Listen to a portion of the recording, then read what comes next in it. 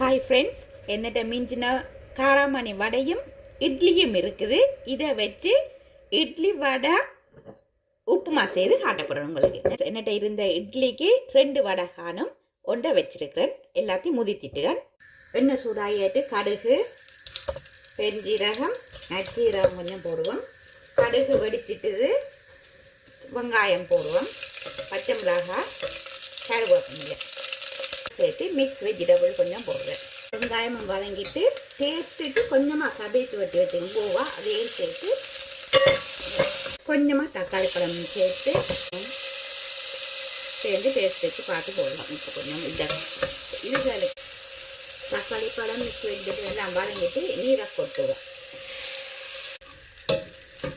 Vada idli upma ready ஆயிடுச்சு. இனி அடுப்பு ஆஃப் பண்ணுவேன். இந்த சாப்பாடை டேஸ்ட் பண்ணி பார்க்குற ஒரு ஆள் இருக்குது, கூப்பிடுவான். பிள்ளை இது வேறு இந்த ரெசிபியை டேஸ்ட் பண்ணி பாரு.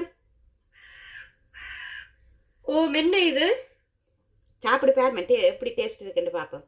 சொல்லும் எப்படி இருக்குண்டு சாப்பிடு பாரு.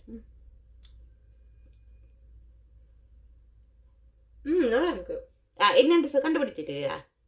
உப்புமா என்னத்தில் சரிக்கன்னு சொல்லும் பாப்போம். தெரியல.